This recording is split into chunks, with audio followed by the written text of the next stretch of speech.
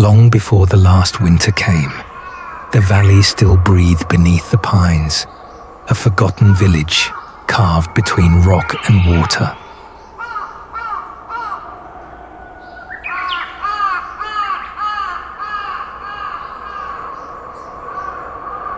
They said the river carried stories from the mountains and sometimes returned what it took.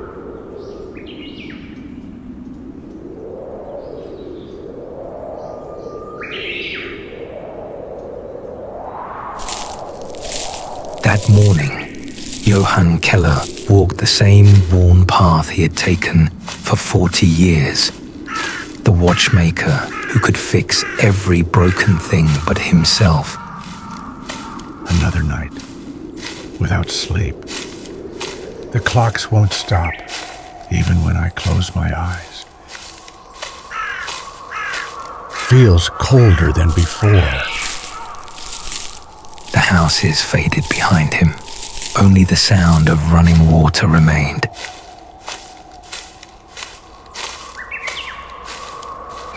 Peace at last, or what's left of it. Here, the current was slow, like it waited for him. It sounded like the streams behind his father's workshop before the war took the noise away. Why does it sound like me? Strange. It feels like the river remembers me. A shimmer between wet stones caught his eye. Something small, something stubborn. He leaned closer. The forest held its breath. Between the roots, metal, mud, and memory, a pocket watch tangled in the river's grip. He freed it carefully, as if waking a creature from sleep. Beneath the mud, the dial was still pulsing. The sound was faint, one heartbeat against the hush of the forest. I made one like this before the war. Still ticking after all this time. Something in the rhythm unsettled him. Not the seconds of a clock. Something slower, older. He stood motionless, the valley quiet around him. For the first time, he felt watched back. One more repair, then maybe I can sleep. He slipped the watch into his coat. Whatever it was, it now belonged to him. The light dimmed. Evening crept in without a sound. The bridge felt older tonight. Each step echoed the ticking inside his pocket. The streets were empty, shutters closed. Only the river spoke behind him. Johann Keller returned home just before night sealed the valley. In his pocket, the watch kept perfect time. Time that no longer belonged to him.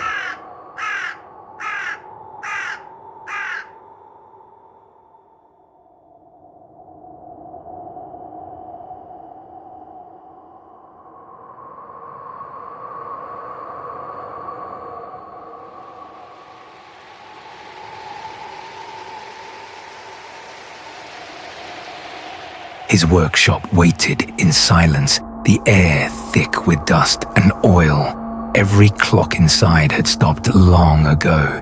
Tonight, he brought another one home. He studied it under the lamp. Brass, cracked glass, water still trembling inside. Too perfect. It knows I'm here. Tweezers, screws, breath held. The tools moved as if remembering the shape of the work on their own. He paused, listening. The watch gave no sound, yet something pulsed beneath the metal. Father's hands looked just like mine when they shook the night he died. Johann leaned closer. The second hand moved with perfect precision, smoother than any clock he had ever built. One final gear refused to fit, then slid into place like it had never left. The hands twitched once, twice, then settled. Every broken thing can be fixed if you give enough of yourself. The tick was clear, measured, human. The room seemed to breathe with it.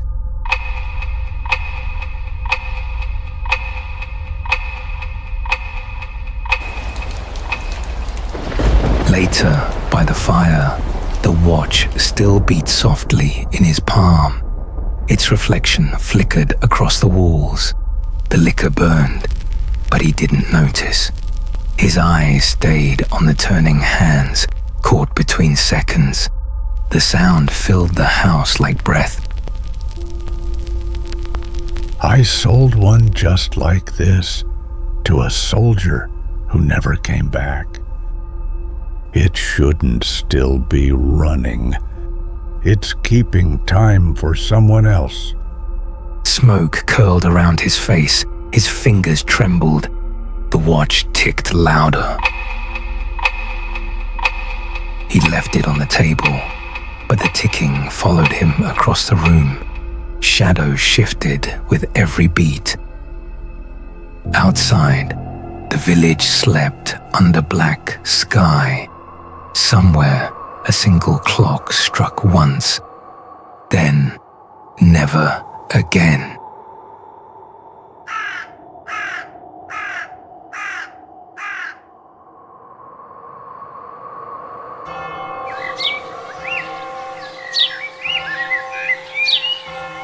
Dawn came slow over the church tower, the square filled with murmurs and fog.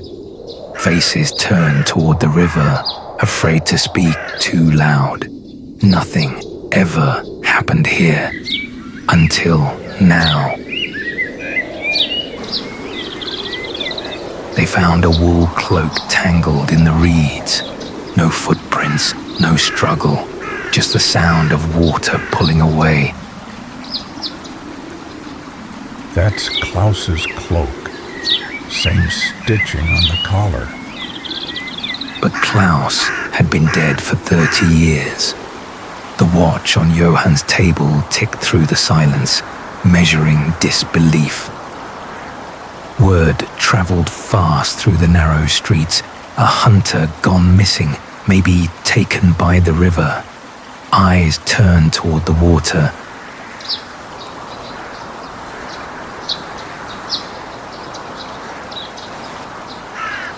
But behind the whispers lay an older story. Years ago, soldiers had raided a watchmaker's shop on this same river. The master was shot at his bench.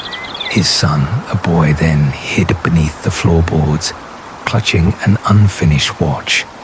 Later, that boy grew into Johann Keller. He finished the piece himself and sold it to a soldier named Klaus, his only friend in the war.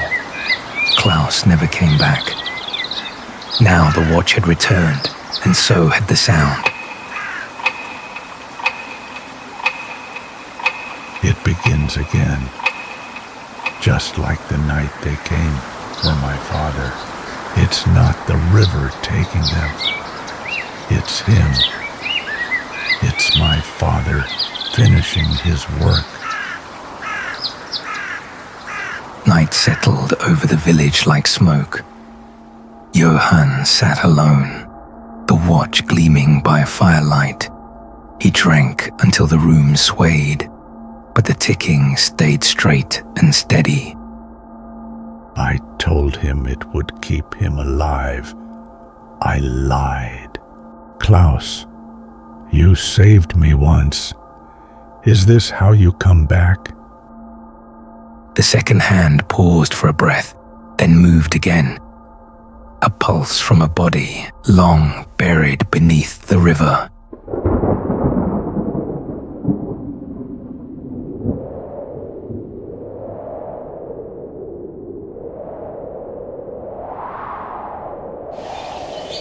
Dawn spread over the fields, pale and heavy. The river's mist crawled inland, carrying a faint ticking that no one else could hear. By the wooden fence, the herdsman stood over a dead cow. Flies gathered early, as if summoned before sunrise.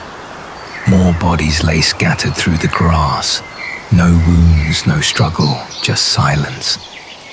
One man knelt to look closer, fingers tracing the still warm hide. The heart had stopped mid-beat. He crossed himself, not knowing why. A few steps farther, more animals lay where they'd fallen, eyes open to the sky. The villagers backed away, afraid to breathe. Johann appeared at the edge of the field, drawn by the murmurs. The watch in his pocket pulsed with every whisper. The wind carried the smell of rust and rain, the scent of an old workshop reborn. Like the men in Klaus's unit, found without a mark, it's counting again. Every beat a name. Klaus. Father. How many more until it ends?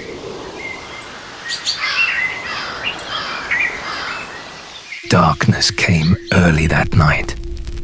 Johann sat by the window, a glass untouched beside him. The watch gleamed on the table, alive in the firelight.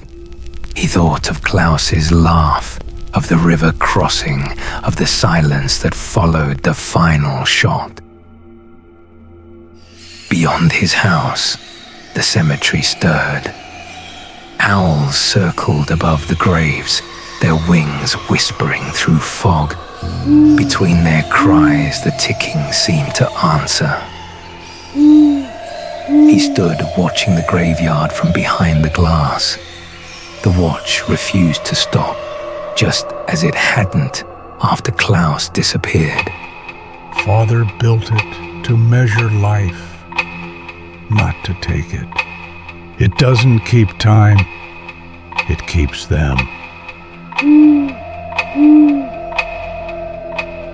When morning came, the mist revealed broken stones, a torn iron gate, soil disturbed. Johann stepped among the open graves, the watch clutched tight. He's awake. I have to finish what he started. The ticking followed him into the silence of the dead.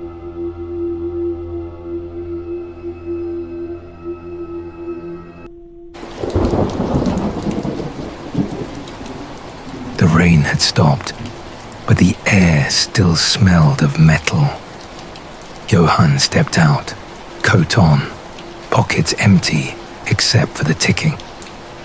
If I end it, maybe they'll rest. He followed the same trail his father once walked to fetch water for the forge. Every step echoed through years he had tried to forget. The river waited, grey and endless. He thought of his father's blood on the workshop floor, of Klaus disappearing into fog. You both left me this heartbeat to carry. He opened his hand. The watch gleamed once in the dying light, then vanished beneath the current. The sound followed it down. The sky turned the color of iron. Each gust of wind sounded like the echo of a second hand. When he reached the village, the church bell rang without a hand to pull the rope. Not even the river could hold it.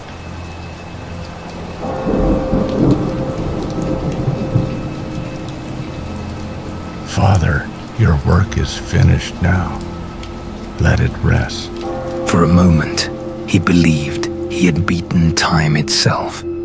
But heroes rarely know when the story has already ended. On his table, wet and shining, the watch waited. Drops slid from its case, ticking louder than before. His breath broke.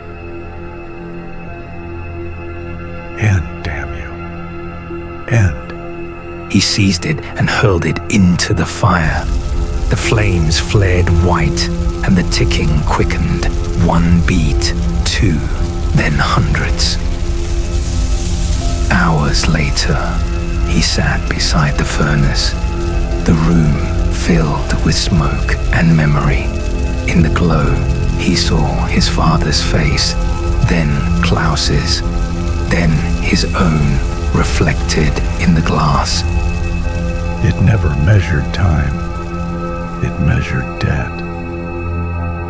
The fire died, the ticking did not. Morning came clean and quiet. The villagers returned to their chores, pretending the night had passed normally. The bell tolled once, hollow and wrong. Johann's door stood open. The workshop was cold, the tools arranged as if waiting for hands that would never return. On the bench, a melted circle of metal.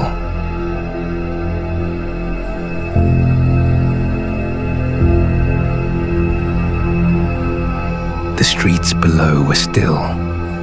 No one saw the faint ripple spreading through the river fog. Beneath the surface, something gleamed once and fell silent. Then, faintly, a heartbeat. Steady, patient. Time had never left the valley. It had only been waiting for another watchmaker. Father, Klaus, I kept your time too long. Now I've heard the last tick.